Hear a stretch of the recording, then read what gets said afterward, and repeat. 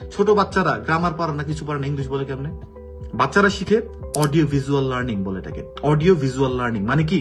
Audio visual মানে শুনতেছি audio, দেখতেছি, কার্টুন দেখে, শুনে, অবজেক্টকে অ্যাসাইন করতেছে শোনার মাধ্যমে, যার জন্য ওরা ইংলিশে পটর পটর করা শুরু করছে, রাইট?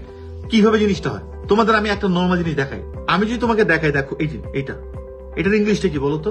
হাত কি করতেছি? এটা মুভ, ওয়েভ। ওকে, ঠিক আছে, ভালো কথা, ওয়েভ করতেছি, মুভ করতেছি। এই শব্দটা মুভ যে করলা না, তুমি যে বললা না, এখন আরেকজন ছোট বাচ্চা সে দেখলো কি, শুনতেছে মুভ কানে আর দেখতেছে এরকম একটা হাতে দিয়ে, oh the hand is moving. Moving মানে কিছু একটা নড়া, অ্যাসাইন করতেছে।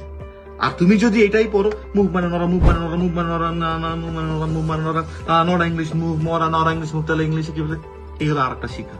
বুঝতে পারলাম জিনিসটা? অডিও ভিজুয়াল, অডিও ভিজুয়াল এটা বেশি মনে থাকে মানুষের ভোকাবুলারি শেখার জন্য। সো গল্পের বই যখন আমরা পড়বো, যে ভোকাবুলারিটা পারবো না, দুইটা লাইন তো আমরা বুঝতে পারতেছি ব্যাপারটা কি। যখন আমরা গল্পের বই পড়ি, এটা পড়ানোর আরো একটা কারণ, অনেকগুলো কারণ আছে। ভিজুয়ালাইজেশন তৈরি হয়, সিনোনিম ঠিক করতে পারবে না যত ভিজুয়ালাইজেশন হয়। তুমি পড়তেছো, মাউন্টেন লেখা দেখছো, পাহাড় মাথায় আসলো, মেসেজ যাচ্ছ, দেখলে হিল লেখা, পাহাড়ি মাথায় আসবে।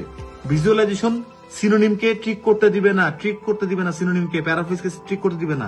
এই ভিজুয়ালাইজেশন ডেভেলপ করার আরেকটা কোথাও কারণ হচ্ছে বই পড়ানো। সো এই যে বই পড়ে যে তোমরা ভোকাবুলারি গুলো জানতে পারছো না, এইটা এই যে মুভিং টুভিং এর না, এটা তোমাদের মাথার মধ্যে বেশি গেঁথে যাবে, রেদার দ্যাট আলাদা করে বই কিনে মুভ মানে নড়া, এই মানে এটা মানে এটা থেকে। সো এই জন্যই গল্পের বই আরো একটা কারণ হচ্ছে ভোকাবুলারি তোমার আত্মস্থ হবে। সো 2 আওয়ার্স গল্পের বই পড়বা।